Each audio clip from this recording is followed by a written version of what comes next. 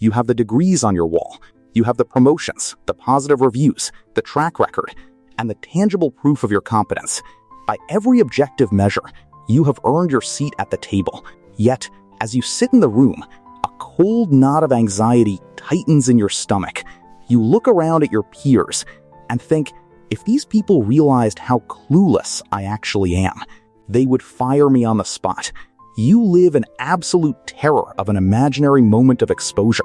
In behavioral science, this is known as imposter syndrome. Fascinatingly, this condition almost never targets the incompetent or the lazy. It is a psychological parasite that feeds exclusively on high achievers, intellectuals, and perfectionists. The more capable you become, the more your brain distorts reality to convince you that your success is a total fluke. How does actual genius warp into intense self-doubt? Today, we map the 10 distinct stages of imposter syndrome to understand why your brain refuses to let you enjoy your own wins. Stage 1. The New Horizon Trigger. Imposter syndrome rarely activates while you are sitting still. It requires the Stage 1 trigger of a new horizon.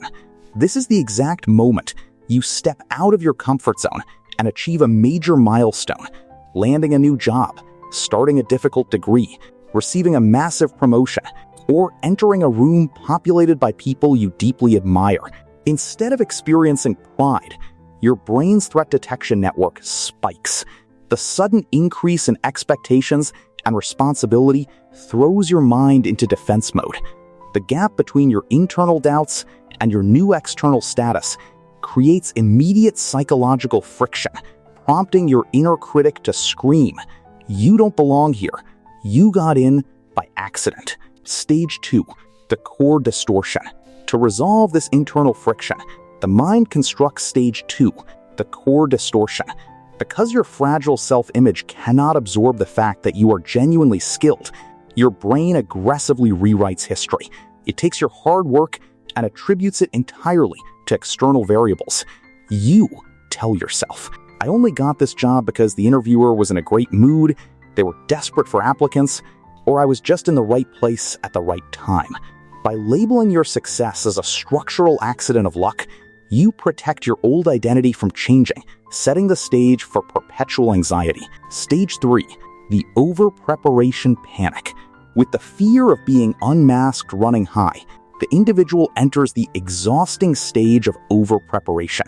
You look at a basic assignment or an ordinary presentation and treat it like an existential crisis. You stay up all night, check data 50 times, overanalyze every single syllable, and work twice as hard as anyone else in the building. This isn't healthy dedication. It is panic disguised as work ethic.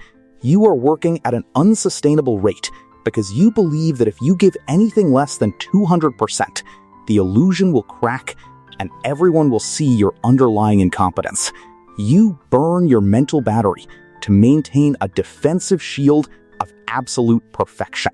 Stage 4. Short-term validation relief. When the milestone arrives, the presentation is delivered, the exam is passed, or the project launches, you achieve an outstanding result. This unlocks Stage 4. Short-term validation relief. For a brief window of a few hours or a single day, the internal shouting stops. You feel a wave of profound relief sweep through your system. You take a deep breath and think, "Okay, I survived." But notice the vocabulary. You feel like you survived a threat, not that you mastered an opportunity. This relief is entirely temporary because it is built on fear, acting as a brief pause before the psychological loop spins back up. Stage 5. Discarding the feedback. As congratulations and positive reviews roll in, the imposter mind immediately deploys Stage 5, discarding the feedback. Our brains possess an aggressive cognitive filter that rejects information that contradicts our core self-image. When a boss praises your work, you immediately dismiss it. You tell yourself, they're just being nice, they have low standards, or if they actually understood the material, they wouldn't think this was good. You shrug off genuine praise like water off a duck's back, treating compliments as polite white lies while internalizing the slightest hint of criticism as absolute gospel truth. Stage 6. The pathological reinvestment. Because you completely discounted the positive feedback, your brain looks at the successful outcome and attributes it entirely to the manic panic of stage 3. The mind builds a toxic cause and effect narrative. The project was only good because I stayed up for 3 days straight and tortured myself. This leads to pathological reinvestment. You convince your nervous system that self-torture, anxiety, and overworking are the essential ingredients required for your survival. You become completely addicted to stress, terrified that if you approach a task calmly and healthily, you will fail completely and expose your underlying fraudulence. Stage 7. The Dunning-Kruger inversion. Stage 7 is the intellectual trap known as the Dunning-Kruger inversion.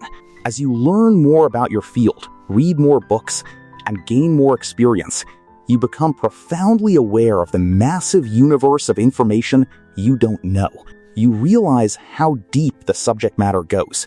Because you are highly intelligent, you confuse your awareness of your ignorance with actual incompetence. Meanwhile, you look at arrogant, low-skilled beginners who speak with total certainty and assume they are the ones who truly understand the work. You mistake your professional humility for intellectual weakness, forgetting that knowing exactly what you don't know is the ultimate hallmark of true expertise.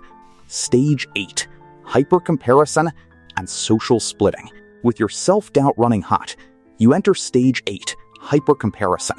You look at your colleagues and view them through an incredibly unfair lens. You compare your internal blooper reel, your morning panic, your messy desk, your unread emails, and your private doubts with everyone else's curated corporate highlight reel.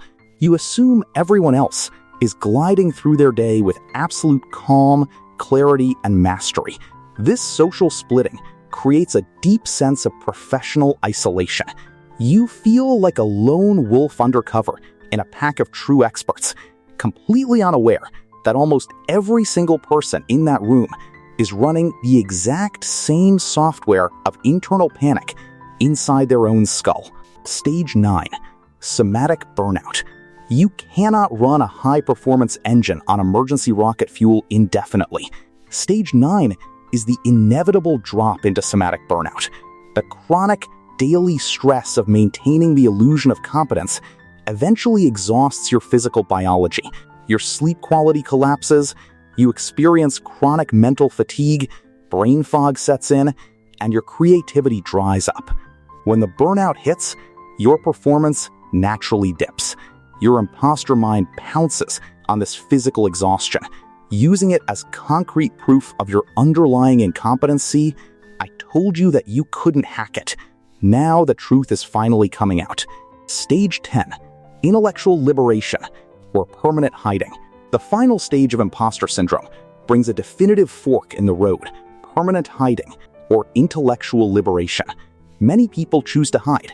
They turn down massive promotions, avoid leadership opportunities, and stay inside low-paying, unchallenging jobs purely to escape the agonizing pressure of the imposter cycle.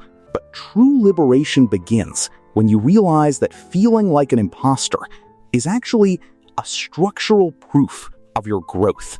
It is a signal that you are operating at the outer edge of your capabilities, actively expanding your territory. Confidence isn't the absence of self-doubt. It is the willingness to walk through the door and execute the work while the doubt is yelling in your ear.